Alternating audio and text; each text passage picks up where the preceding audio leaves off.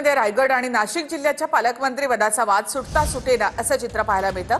नाशिकमध्ये गिरीश महाजन तर रायगडमध्ये अदिती तटकरे यांच्याकडून ध्वजारोहण करण्यात आलं, तर भरत गोगावलेंनी रायगडमधल्या ग्रामपंचायतीमध्ये ध्वजारोहण केलं।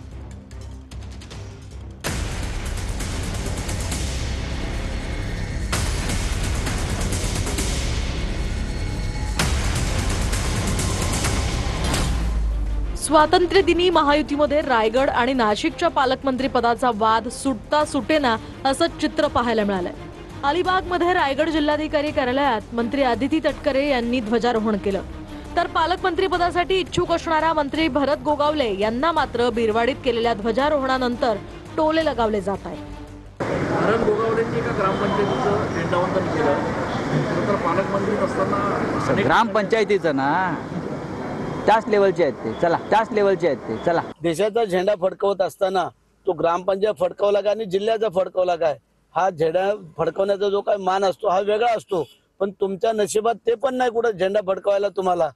शेवटी कुणी कुठे ध्वजारोहण करावं, मुख्य ध्वजारोहण सोहळा जो शासकीय असतो त्याच्या संदर्भात शासन आपला निर्णय करत असतं। सरपंचांच्याच निमंत्रणाला मान देऊन जर भरतशेठ गेले असतील त्याच्यामध्ये काय तो काम करतो त्याच्यावरच त्या ठिकाणी टीका होत असते। हाती चले बाजार, तर पुढचं मी काय बाकी बोलत नाही। त्यांना अजून 4 वर्ष वाटच बघावं लागणार आहे पालकमंत्री पदाची, आणि 4 वर्षानंतर त्यांना कळेल अरेच्या भाजपलीच आपली खेळी केली। तिकडे नाशिकमध्ये पण असंच काहीसं चित्र पाहायला मिळालंय। मंत्री गिरीश महाजनांनी स्वातंत्र्य दिनी ध्वजारोहण केलं, तर मंत्री भुजबळांनीही नाशिकमधल्या राष्ट्रवादी कार्यालयामध्ये ध्वजारोहण केलंय। आता झेंडावंदन तर मी करतोय ना, थोडं हळूहळू पुढे जाऊ ना।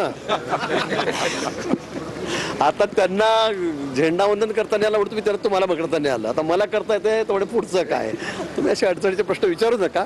या जरूर पुढे या, जळगावला सुद्धा विसरू नका, मतदारसंघाला सुद्धा विसरू नका, आणि मग इतर ठिकाणी सुद्धा तुम्हाला जेवढं काही जबाबदारी मिळेल ती काम करा। आमच्या शुभेच्छा आहेत। छोट्या जिल्ह्याच्या पालकमंत्री पदावरून वाद करतील असं मला वाटत नाही।